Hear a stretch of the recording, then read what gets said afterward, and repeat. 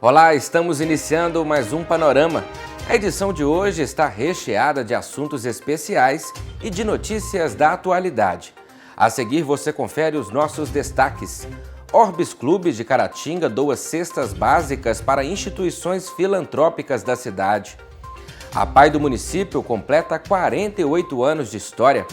Além de realiza ação para marcar o Dia Mundial das Doenças Inflamatórias Intestinais. Veja também, vendas do comércio crescem pelo terceiro mês seguido. Quem herda os bens de uma pessoa casada que não teve filhos? É o que você vai ver no quadro Pense Direito. Paixão Nacional. Confira os benefícios e cuidados para um consumo saudável de café. Centenário do Padre Otton Fernandes Loures terá exposição no NUDOC. Saúde mental. Sexo deve ser visto como forma de cuidado. Você vai ver ainda uma homenagem aos garis da nossa cidade. Além do envelhecimento, cabelos brancos podem ter outras causas. É o que veremos em uma reportagem especial. É agora, no Panorama. Continue com a gente. O Orbis Clube de Caratinga doou 50 cestas básicas para 6 instituições filantrópicas da cidade e também para 2 famílias carentes. As cestas são fruto da Feira Beneficente, realizada no Casarão das Artes, que teve o objetivo de manter os trabalhos sociais do Orbis. Eu queria dizer aos telespectadores de Caratinga que aquele apelo que nós fizemos a toda a comunidade de Caratinga em nos prestigiar na Feira de Pechincha no Casarão das Artes, está aí o resultado daquilo que conseguimos arrecadar com muita dificuldade, mas conseguimos 50 cestas básicas que serão distribuídas às entidades. É de subimportância essas cestas básicas, porque nós temos pacientes que estão vivendo sob grande dificuldade, ainda mais com essa pandemia, né? Temos pacientes que moram sozinhos, que a única refeição que faziam era na clínica. E hoje, com a ajuda do Orbis, com a ajuda de outras entidades que têm nos ajudado, a gente tem matado a fome de muita gente. A importância é receber essas doações para a Azadum, uma vez que nós sobrevivemos de doações. E chegou um momento em que o alimento em si, lá no nosso estoque, ele está ficando precário. Então, o que o Orbis está fazendo hoje para nós é muito gratificante. A próxima edição da feira está prevista para acontecer no dia 6 ao dia 10 de junho, no Casarão das Artes. Fique ligado e participe. A Associação de Pais e Amigos dos Excepcionais de Caratinga completou no último dia 18, 48 anos de sua fundação. A data foi celebrada com a inauguração dos novos espaços que vão contribuir e ampliar as possibilidades de reabilitação da pessoa com deficiência intelectual, múltipla e autismo. É um momento de muita alegria para nós aqui da direção da PAI, né? Todos os funcionários, todos os nossos colaboradores, e está podendo fazer hoje aqui uma inauguração de espaços que venha a contribuir com o melhor atendimento aos nossos usuários. Então nós temos aqui hoje um centro de referência em autismo com a sala multissensorial. Nós estamos aqui ampliando alguns espaços antes não existiam, né? Tudo isso pensando em mais conforto e qualidade no nosso atendimento. Nós temos aí parceiros de outros municípios, né? Santa Rita, Santa Bárbara, Entre Folhas, Piedade e Caratinga, que são o suporte para nosso funcionamento aqui. E também, né, temos os contribuintes que têm sempre nos ajudado a chegar nesses 48 anos com essa fortaleza que é a PAI de Caratinga hoje. A nossa sala multissensorial, inaugurada hoje, é referência na região, por aqui não tem, então quero convidar profissionais da saúde, profissionais de outra PAI para vir aqui para conhecer. A clínica de autismo que a gente está inaugurando hoje é referência também, é um trabalho, um projeto muito bem elaborado. E no módulo 2, nós reformamos e construímos, na verdade, todas as salas para as oficinas, que é um trabalho para aqueles após os 18 anos que não teriam mais escolaridade, mas que eles precisam de uma interação social. Nós continuamos acolhendo, e nosso projeto de natação também, que é algo implantado neste ano. Então, assim, é só mesmo um motivo de gratidão e de alegria neste momento. São 48 anos de excelência de um serviço de grande relevância prestado à comunidade. Parabéns à APAI de Caratinga. Agora vamos falar da campanha Maio Roxo. Para marcar o Dia Mundial das Doenças Inflamatórias Intestinais, 19 de maio, aconteceu um flash mob no centro de Caratinga. A apresentação de dança chamou a atenção de quem passava.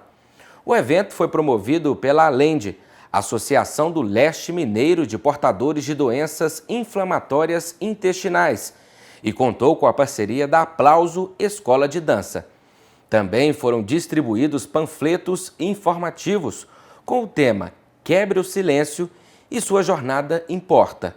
A campanha deste ano estimula que os pacientes com doenças inflamatórias intestinais sejam atuantes e mostrem os desafios enfrentados com o objetivo de alcançar, sensibilizar e conscientizar mais pessoas. Para conhecer mais sobre o trabalho da associação, acesse o site www.alende.org.br. As vendas do comércio varejista cresceram pelo terceiro mês seguido e fecharam o primeiro trimestre em alta. O avanço coloca o setor em um patamar acima do período pré-pandemia, de acordo com dados divulgados pelo Instituto Brasileiro de Geografia e Estatística. O volume de vendas do comércio varejista cresceu pelo terceiro mês consecutivo em março e fez o setor encerrar o primeiro trimestre de 2022 com alta de 1,6% na comparação com os 3 meses anteriores. Esses dados foram divulgados nesta semana pelo IBGE, Instituto Brasileiro de Geografia e Estatística. O setor figura 2,6% acima do patamar pré-pandemia, mas ainda abaixo do pico da série, alcançado em outubro de 2020. Os dados mostram também que o segmento apresentou desempenho 4% melhor do que o apurado no mesmo mês do ano passado. Lembrando aqui que janeiro e fevereiro foram marcados pelo avanço da variante Ômicron. Isso fez com que diversos consumidores se afastassem dos centros comerciais, mas com o arrefecimento do cenário da pandemia e a retomada da atividade presencial, diversos segmentos aproveitaram esse novo fluxo de clientes nos seus estabelecimentos, aumentando o seu volume vendido. Além disso, temos programas de transferência de renda e de injeção de renda proporcionada por programas do governo, como é o caso de saques do FGTS e antecipação do 13º salário para aposentados e pensionistas do INSS, e também uma injeção de renda proporcionada pelo Auxílio Brasil. Na passagem de fevereiro para março, 6 de 8 atividades apresentaram alta. Destaque para o desempenho de equipamentos e material para escritório, informática e comunicação, e para artigos de uso pessoal e doméstico.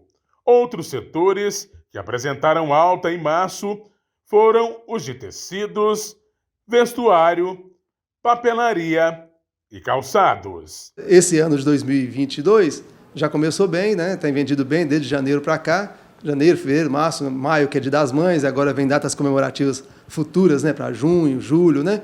Então a gente tem expectativa muito boa do comércio. Então assim, mas o comércio hoje assim não é que está vendendo demais em relativo assim, está superando o 2020, 2021, retomando a normalidade que seria o ano de 2019. Se retomar as festas também, exposições, as coisas vai contribuir mais ainda, né? Até o próprio casamento que já estão retornando e festas assim, né, de família e tudo mais. Então, assim, tudo vai agregando, né, para a gente poder, é um somatório para poder ir melhorando, né? O comércio vem reativando, vem dando uma reaquecida, né, depois da abertura total do comércio, depois da pandemia, e realmente está havendo um crescimento significativo nas vendas. Então, o comerciante tem sentido que tem melhorado aí depois dessa reabertura total do comércio. Mas o Brasil é um país que tem sobressaído a todos esses encalços comerciais e nós temos visto a economia do Brasil que está bem forte. Então, eu acho que daqui para frente, os próximos meses no Brasil vão ser uns meses muito bons para o comerciante e a expectativa de aumento de venda, igual já tem aí o pessoal, os economistas falando de 3% a 5% de aumento.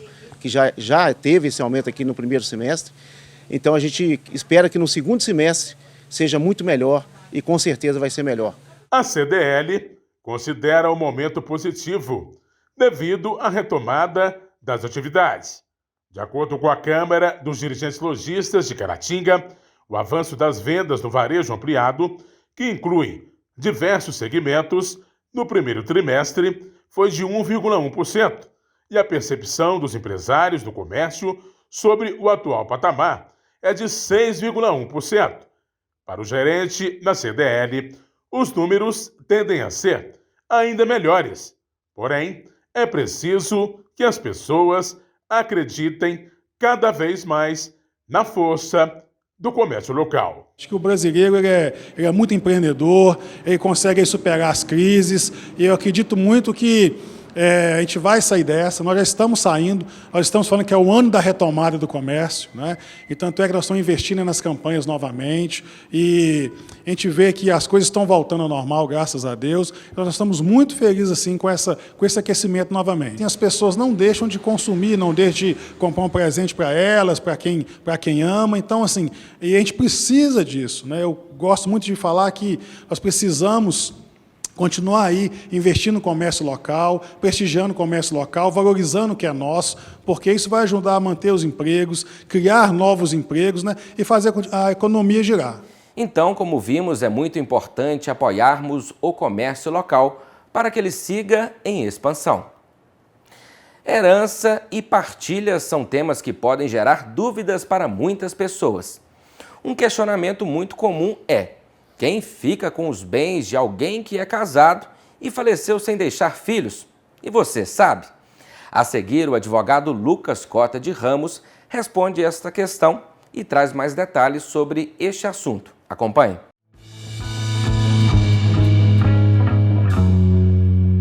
Se uma determinada pessoa falece deixando bens, só que sem deixar testamento, a lei civil, o Código Civil, prevê no artigo 1829 a chamada ordem da vocação hereditária, de maneira que não haverá uma perda desses bens. Esses bens não ficarão ao léu, a ver navios, terão sim um destino. E esse destino vai variar de acordo com as pessoas que ficaram e que pretendem herdar o patrimônio de quem faleceu. Vamos explicar melhor isso aí.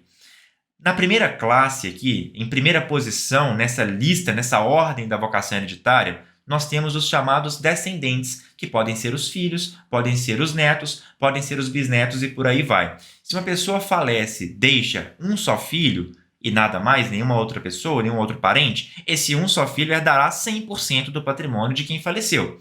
Por outro lado, se a pessoa falece e não deixa filhos, mas deixa netos, esses netos herdarão 100% do patrimônio de quem faleceu, ok? Essa é a classe dos descendentes. E essa classe dos descendentes concorre com outra classe, que é a classe do cônjuge. A pessoa falece, deixa filho e deixa cônjuge, tanto o filho quanto o cônjuge concorrerão nos bens deixados, ok? Estou explicando aqui em linhas gerais porque, claro, há exceções.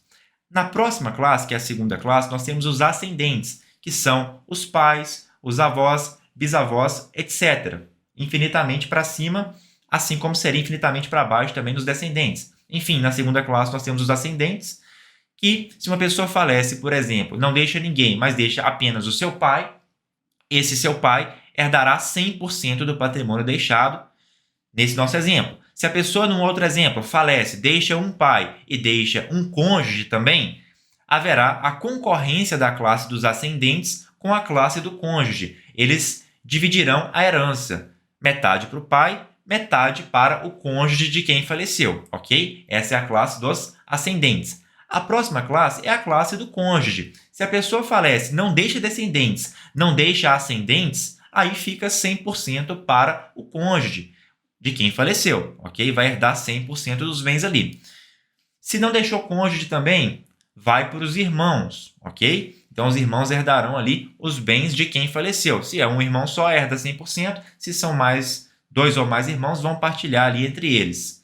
Não tem irmãos, vai ficar para os sobrinhos, que vão partilhar entre eles. Não tem sobrinhos, vai ficar para os tios. Não tem tios, vai ficar para os primos. Não tem primos, aí vai ficar para o ente público. É a chamada herança jacente ou herança vacante, que é a herança deixada por quem não deixou os sucessores legítimos, que são esses que eu mencionei, e também não deixou o testamento. Porque se a pessoa falece, mas antes deixa testamento, por mais que ela não tenha nenhum parente, mas deixou os bens para um amigo que conheceu lá na infância, aí sim, sendo o caso de testamento, esse amigo herdará 100%, não vai para o governo, não vai para o ente público, vai para quem está no testamento. Então, para os bens irem para o ente público, para o governo, por assim dizer, só se a pessoa falecer, não deixar nenhum parente, tá, desses que eu mencionei, e também não deixar testamento. É uma situação extrema, digamos assim.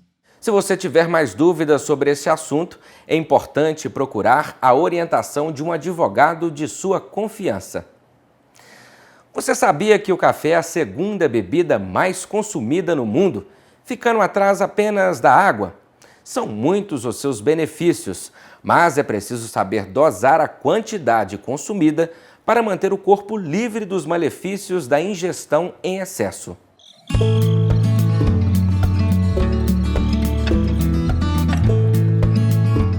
É hora do cafezinho, de coador, expresso com leite.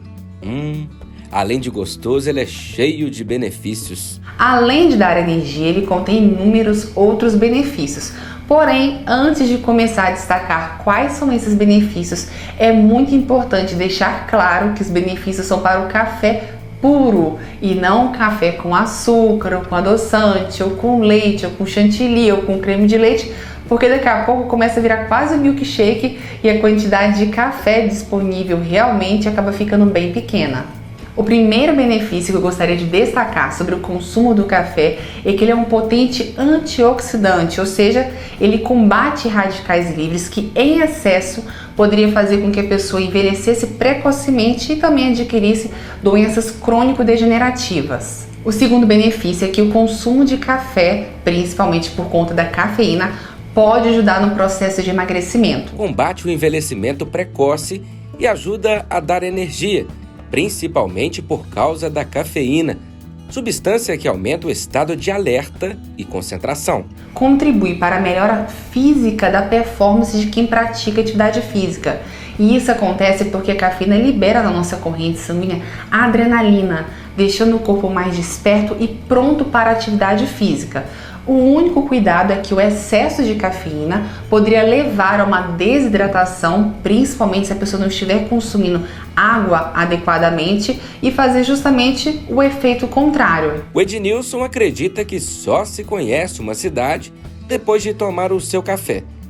Para ele, os cafés e as pessoas que você encontra e conversa enquanto está numa cafeteria são um recurso valioso ao viajar, pois eles podem fornecer informações locais. Eu não sou barista, não tenho cafeteria, mas sou um grande entusiasta, um apaixonado por cafés de qualidade. Assim como todo brasileiro, consumo muitas xícaras, muitas doses de cafés diariamente, convivendo com muitas pessoas ligadas à cadeia produtiva e, enfim, os profissionais de cafés especiais. A Marilana é nutricionista e contou que estimula seus pacientes a tomarem café, sem adoçar, claro. Porque esse hábito te ajuda a ter um paladar muito mais limpo e apurado, fazendo com que você diminua a vontade de comer doce, aprecie mais os alimentos com sabores mais sutis. Você já deve ter visto pessoas diferentes tomando o mesmo café, por exemplo, um café com um pouquinho de doce, e uma pessoa vai e fala, nossa, esse café tá sem açúcar, e a outra pessoa fala, nossa, esse café tá melado. Isso é apenas a experiência de adaptação que cada um teve até aquele momento.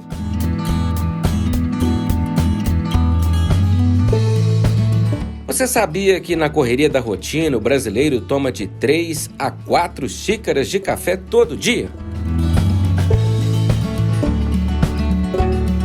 Mas afinal, será quantas xícaras de café a gente pode tomar por dia? Isso depende de uma série de fatores. Primeiro, o café é um café mais forte ou é um café mais fraco? No caso desse meu café aqui, é um café expresso, é um café mais concentrado. Se for aquele café da tia lá do trabalho, que a tia faz lá do trabalho, geralmente é um café mais fraco, então você pode tomar uma quantidade maior. Depende se você é homem ou se é mulher, geralmente os homens metabolizam a cafeína mais rapidamente que a mulher. Depende do período entre uma xícara de café e outra. Se você toma de manhã, vai tomar outra xícara só de tarde, aquela xícara da parte da manhã já foi metabolizada. Então, você consegue, dando um espaço maior, tomar mais xícaras. É interessante também saber se a pessoa é sensível à cafeína ou resistente à cafeína. Eu, por exemplo, sou resistente à cafeína. O café não me tira sono, não me dá taquicardia, não me traz nenhum problema. Mas existem pessoas que são sensíveis à cafeína. Então, todas essas considerações precisam ser levadas em conta. Mas, para ficar fácil aí, se você, assim como eu, gosta do café expresso, mais forte, mais concentrado, vamos pensar ali em torno de 3 a 4 xícaras por dia, mais ou menos. Aí é um valor que é seguro. Aí vem o princípio de Paracelso, né? Tudo aquilo é remédio e é veneno, depende da dose. Se você exagera no café, você pode ter alguns sintomas. A sua pressão arterial pode aumentar, você pode ter problemas estomacais. Então não é interessante nada demais, nem substâncias saudáveis como o café, nem a água demais vai fazer bem para você. O café é uma bebida pura, feita com fruta, café e água. Sim, café é uma fruta, a fruta do cafeeiro. É tudo de bom, não é mesmo? Só que nem todo mundo pode tomar. Será que isso é mito ou verdade? É verdade. Algumas pessoas metabolizadoras lentas do café tendem a ter sintomas de desconforto quando tomam. São exatamente as pessoas que se sentem mal e palpitam com o café. Normalmente são aqueles que não são muito apaixonados por ele. Outras pessoas são metabolizadores rápidos. E essas são aquelas que, mesmo tomando à noite, não percebem nenhuma diferença na qualidade do sono. Quem determina isso são as nossas enzimas. E aí a pergunta é, ok, a gente sabe que tem gente que metaboliza rápido e outros lento, e também a gente sabe que café é estimulante. Essa pessoa leu que café piora a ansiedade. Se eu estou ansioso, consequentemente eu vou pensar que, então, eu tenho que suspender o café. Bom, eu recomendo que pacientes que estão vivendo transtorno de pânico suspendam o café completamente. Por quê? Porque no transtorno de pânico, o nosso desejo no tratamento é reduzir o estímulo cerebral. É fazer com que a pessoa tenha mais calma e, consequentemente, redução desse estímulo. E o café é o oposto disso.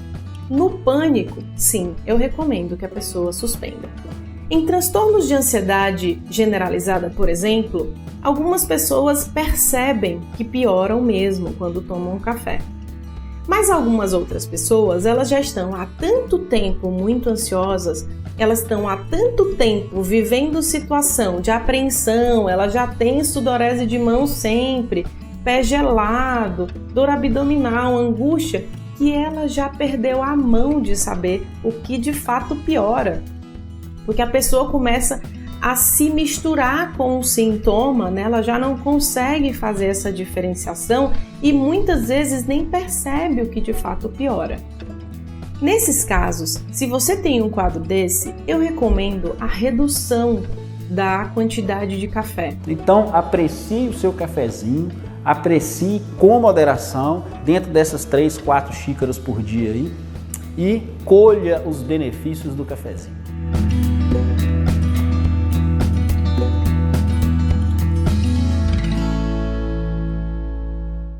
Como vimos, há grandes benefícios no consumo do café, desde que seja observada a quantidade e as particularidades de cada organismo. E ainda hoje no Panorama vamos falar sobre a exposição comemorativa do centenário do Padre Otton. No nosso quadro sobre saúde mental, o assunto é sexualidade humana. E você vai ver uma bela homenagem aos garis da nossa cidade. Cabelos brancos só demonstram que o tempo está passando? É o que vamos saber em uma reportagem especial.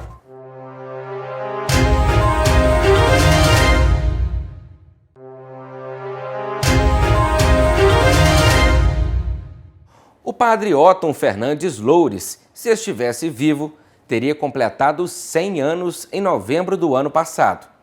Para relembrar a história do sacerdote, o Núcleo de Documentação e Estudos Históricos da FUNEC está planejando uma exposição de fotos, vídeos e outros registros em homenagem a ele. Otton Fernandes Loures nasceu em Caratinga no dia 12 de novembro de 1921. Ordenado padre em 1944, atuou em paróquias de Manhuaçu, Inhapim, Caratinga e Ubaporanga, onde permaneceu até se aposentar em 1998. Além do sacerdócio, foi professor no Seminário Diocesano e um dos principais incentivadores da criação da FUNEC, por meio da Faculdade de Filosofia, Ciências e Letras de Caratinga. Na instituição, Padre Otton deu aulas por 21 anos. O sacerdote faleceu em dezembro de 2005, aos 84 anos de idade. Por ter uma trajetória tão ligada à educação, ele hoje é patrono do NUDOC, Núcleo de Documentação e Estudos Históricos da FUNEC. O produtor cultural Vinícius Faria prepara uma homenagem a ele, que será exposta no local. A gente vai estar criando, umas exposições no mês de junho sobre o centenário do Padre Otton e as exibições na cidade de Ubaporanga, onde já foi colhido alguns depoimentos para a gente estar fazendo um evento também que está sendo programado para lá. Entre os depoimentos está o de Dona Lourdes, que trabalhou na casa paroquial naquele período. Ela se lembra com saudade do sacerdote e destaca a preocupação dele com a comunidade. O que era dele não era dele. Usou assim, por exemplo, às vezes passava até falta na casa dele para ajudar os outros. Chegava uma pessoa, eu estou passando mal, é comprar remédio, é pagar água, é pagar a luz, esses negócios assim. Então, aí tinha dia que ele falava assim, às vezes a comida dele é aquela comida mais simples que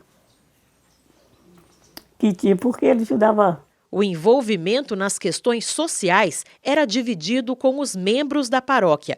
É o que contam Lúcia Helena e Magna Pinheiro, que participaram de diversas ações promovidas por Padre Otton nos anos 80. Na época, o grupo de jovens trabalhou muito em construções, reformando casas, telhados. Qualquer tipo de ajuda que pediam para o grupo estava indo ajudar. A gente tem que ajudar o próximo, né? Não ficar só na oração, mas também na ação, né?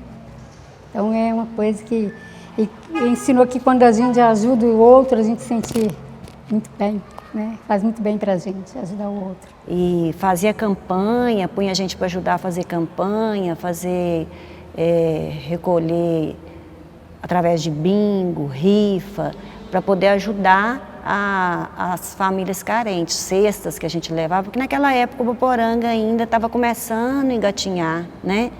Tinha acabado de se tornar um município e não tinha estrutura administrativa o suficiente para dar assistência, né, à comunidade. Na época a igreja dava muita assistência. Para conhecer a programação completa das homenagens ao Padre Otton, você pode seguir o NUDOC nas redes sociais.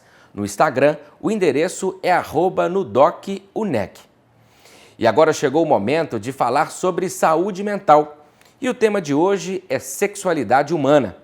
Como temos pensado nesse assunto no nosso dia a dia? A seguir vamos saber detalhes com o psicólogo Caio César Gomes. Confira. Há algum tempo venho lecionando uma disciplina denominada sexualidade humana. Na verdade, essa disciplina me acompanha desde o início do meu trabalho como docente. Essa disciplina é extremamente interessante e ela trabalha questões relacionadas ao gênero, questões relacionadas às disfunções sexuais e até mesmo às relações sexuais em si. E esses dias, na verdade, essa semana, eu tendo uma aula com os meus queridos alunos, o momento foi de uma autoavaliação, onde os alunos diziam sobre a forma como a disciplina, de certa forma, os transformou ou que foi proveitoso sobre uma disciplina, né? E uma aluna, ela teve uma fala que me encantou muito e me fez pensar em algumas coisas. Ela me disse o seguinte: professor, após esse conteúdo, eu pensei na relação sexual, no sexo em si, numa perspectiva que eu nunca tinha pensado. Eu nunca tinha imaginado ou pensado na possibilidade do sexo ser associado à saúde e ao cuidado. Enquanto professor, me senti extremamente feliz, como um reconhecimento. Acho que o professor, né, assim, acho que a transformação do aluno ela é extremamente importante, é o que nos dá reconhecimento do nosso trabalho. E, ao mesmo tempo, me fiz muito pensativo. Né? Qual que é a perspectiva que nós damos ao ato sexual? Né? Após a aluna me dizer que nunca tinha pensado no sexo como um lugar de cuidado ou como um lugar de saúde. Então, assim, algumas perguntas me vieram à mente e gostaria de compartilhar com vocês, né? Qual é a forma que nós temos lidado com as relações sexuais, seja no nosso casamento, seja com os nossos companheiros, né? Mas será que nós realmente pensamos no sexo como esse lugar de cuidado, de saúde? Porque às vezes é tão difícil a gente ter essa perspectiva, né? Assim, da gente pensar no sexo como um lugar de criatividade, como um lugar de diálogo, como um lugar de potencializar as relações humanas, né? Afinal de contas, sexo é o encontro de pessoas que se amam, é o encontro de pessoas que se gostam. Então, eu queria deixar aqui um pouco essa reflexão de como é importante, como essa aluna trouxe nesse momento, mas pensarmos na relação sexual como um lugar de cuidado, de atualização, de amor, como um lugar de diálogo, de possibilidades, como um lugar, principalmente, que deva potencializar as nossas relações humanas. E se você quiser rever outros temas já abordados no nosso quadro sobre saúde mental, basta acessar as nossas redes sociais. Em 16 de maio foi comemorado o Dia do Gari, uma profissão fundamental para garantir uma cidade limpa, organizada, preservada, que promove a saúde da população. Em Caratinga, esses profissionais realizam um trabalho excepcional, digno de aplauso e homenagem.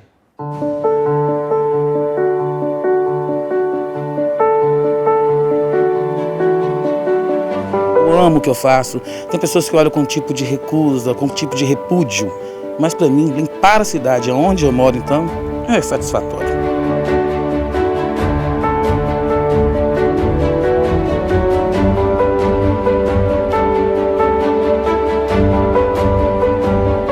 Faça chuva, faça sol, não importa o clima.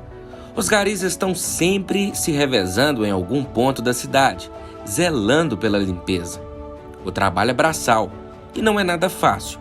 A ferramenta, na maioria das vezes, são as vassouras, imprescindíveis para a execução de uma profissão digna de aplausos, admiração, mas também que se espera conscientização e respeito do próximo.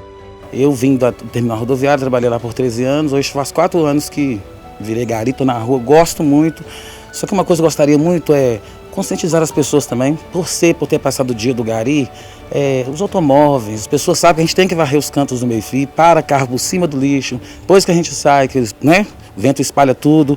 Então assim, bom dia é o importante de todo ser humano. Adoro passar na porta de cada um e sempre dizer, oi, bom dia, porque a gente trabalha feliz. Só as pessoas deveriam conscientizar. Poxa, mas se a gente não sujar a rua, eles não vão limpar, não vai ter serviço. Tem sim, gente. Tem árvore. Agora, por exemplo, estamos na época que está ventando muito. Então, se cada um pegar um copo descartável e tirar, olha quanta coisa evita. Aos bueiros entupidos. Então, assim, respeitar o gari, respeitar o auxiliar de limpeza, respeitar qualquer tipo de profissão. Mas quando se trata do gari que varre a sua porta, a gente pede um pouquinho de respeito a algumas pessoas também que, não sei se é porque é gari, mas às vezes nem um bom dia, ou fecha a porta. Passamos alguns constrangimentos, quer dizer, a gente está varrendo, a pessoa fecha o portão para não te oferecer uma água, um café. Mas tem um Deus maravilhoso que a gente passa às vezes, né, Helena? Encontra aquele sorrisão, um bom dia, come um pão com a gente. Isso é muito bom. Que dá mais valor ao nosso serviço, porque na maioria das vezes a gente não somos valorizados. Nem o serviço que a gente faz e nem a gente próprio, pela sociedade. Aí valorizar mais, contribuir mais e colaborar mais com a gente, principalmente com a gente que fica na rua e os coletores. Existem também os garis que realizam a coleta com o caminhão do lixo, um trabalho que requer agilidade e cuidado.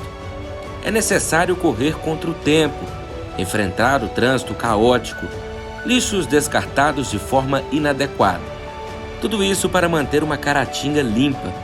É um trabalho que não pode parar. São completamente indispensáveis, ligados também diretamente à preservação do meio ambiente e à promoção da saúde. Muito importante, né, que faz parte da saúde, né, humano, meio ambiente, né? Então a gente está sempre dando melhor a cidade, né?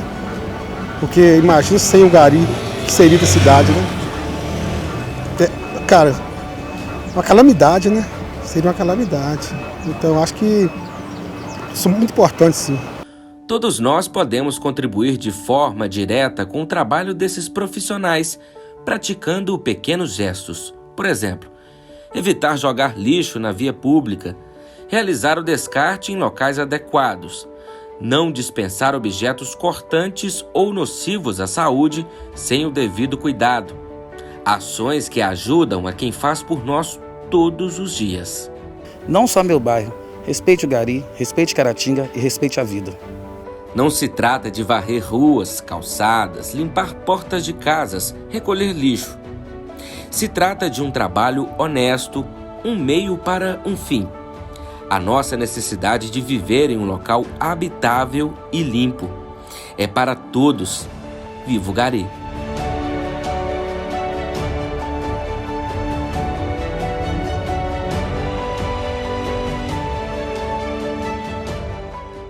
Registramos aqui a nossa gratidão a todos os profissionais garis pelo zelo e o capricho com a limpeza da nossa cidade.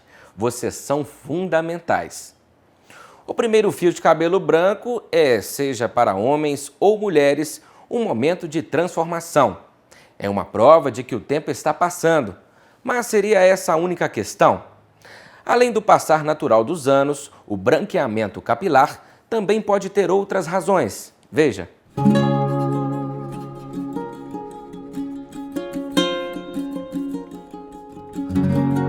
Os fios brancos não aparecem por ordem do acaso. São resultado de um processo de redução do funcionamento da célula que dá cor aos fios.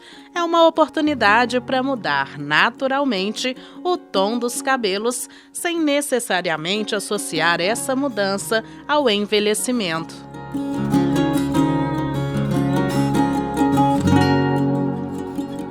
Em torno dos 50 anos, entre 5 a 25% da população vai ter praticamente metade dos cabelos brancos. Porém, é uma variabilidade muito grande e realmente algumas pessoas desenvolvem cabelos brancos de maneira muito mais precoce. Algumas pessoas, inclusive, antes dos 20 anos de idade.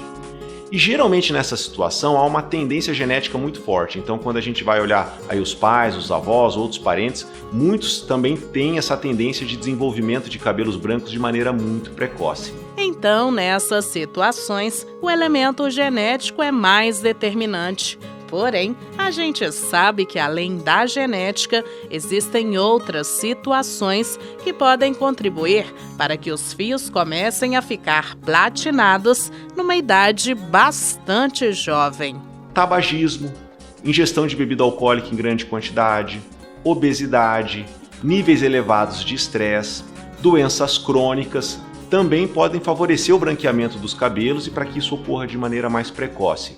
Então, essa mudança de estilo de vida poderia ajudar a minimizar essa evolução dos cabelos brancos. É o caso da Rita Castro. Desde 2017, a nutricionista parou de pintar os cabelos porque não queria mais ficar refém disso. Os cabelos brancos surgiram quando ela tinha apenas 18 anos de idade. Desde então, ela começou a procurar entender o porquê disso. Esse é um processo que basicamente ocorre por uma produção desse radical livre, desse aumento, desse estresse oxidativo que vai acontecendo e a gente vai fazendo com que o cabelo fique cada vez mais branco. Então, quais são os nossos alvos quando a gente quer pensar em retardar que os cabelos brancos eles apareçam ou que esses surgimentos sejam muito grandes? Porque uma coisa que eu falei já até também lá no Instagram, que foi o seguinte, se talvez eu não utilizasse as minhas estratégias que eu faço hoje, ou não tivesse o estilo de vida que eu tenho hoje, talvez eles estivessem realmente muito mais branco. Porque o que acontece? Eu tenho um componente genético muito forte, tanto do meu pai como do lado da minha mãe, do cabelo branco, fora outras condições, porque a minha alimentação e meu estilo de vida, ele nem sempre ele foi extremamente saudável. Eu comecei o meu processo de alimentação saudável por volta dos 20, 21 anos, que foi quando eu entrei na faculdade de nutrição. E do estresse oxidativo, o que vai acontecendo é que, por exemplo, uma noite de sono que você perde, isso aumenta seus cabelos brancos.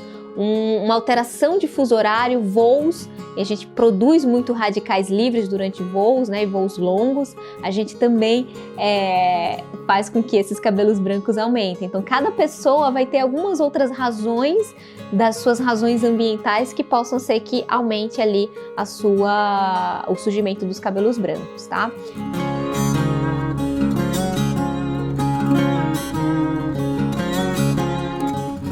Estudos mais recentes sugerem que o estresse, a poluição e a alimentação desregrada também colaboram para a chegada dos fios brancos. Isso ocorre devido ao processo de oxidação celular, no qual há produção de radicais livres. Esses radicais livres lesam o DNA celular, degradando precocemente as células que conferem cor aos fios e à pele. Outra coisa super importante é o consumo excessivo de bebida alcoólica. Isso pode também trazer o surgimento dos cabelos brancos precoce. Álcool excessivo, sol excessivamente, toxinas excessivamente, cigarro, então você pode ser tanto um fumante ativo ou passivo, então qualquer exposição a muitas toxinas, qualquer coisa que faça com que seu corpo aumente esse estresse oxidativo, vai também acelerar o surgimento dos cabelos brancos, tá? Uma estratégia super importante é também equilibrar o seu sono, né? Como eu falei, uma noite de sono perdida vai fazer com que você ganhe aí muitos fios brancos. Então, uma boa noite de sono, equilibrar o seu sono vai ser fundamental também para retardar esse processo.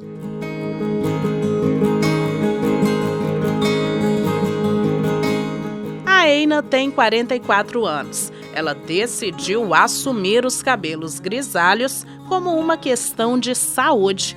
Durante a gestação, ela recebeu orientações médicas para não fazer o retoque da raiz.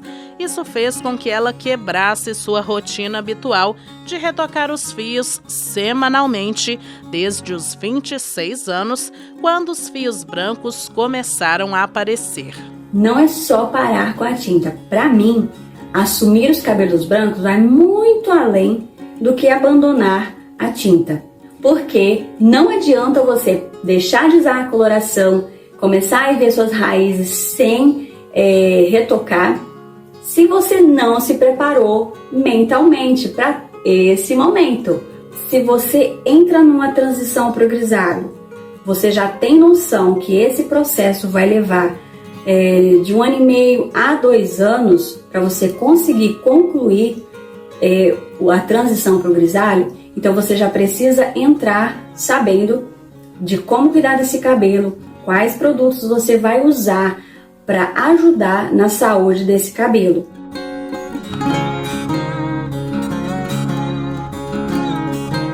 A tricologista Juliana contou que os fios brancos incomodam principalmente as mulheres, porque a maioria dos homens se sente até charmosa com os grisalhos. De acordo com ela, é possível retardar e evitar o embranquecimento dos cabelos sem precisar fazer coloração ou descoloração.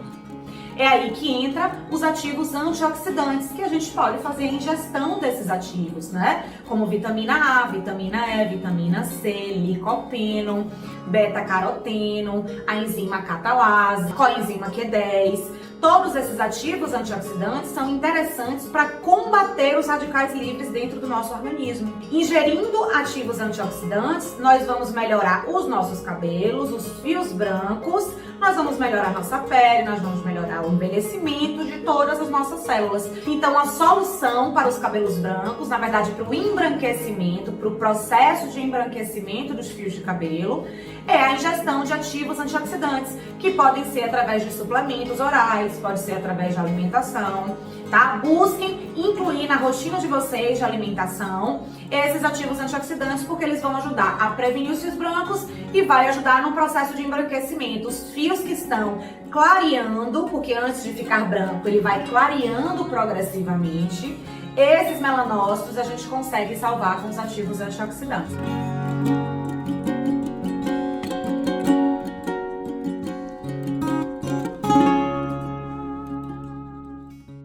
Cabelos fortes e bonitos não dependem apenas do corte, coloração, shampoo e cremes utilizados. Uma vida saudável é essencial para garantir o brilho e o volume dos fios. Cuide-se! E é com essas dicas preciosas de saúde que nós vamos nos aproximando do fim do panorama de hoje. Nas nossas redes sociais você consegue se manter conectado com as notícias ao longo da semana. O nosso muito obrigado a você que nos acompanhou até aqui. Até a próxima edição. Esperando você!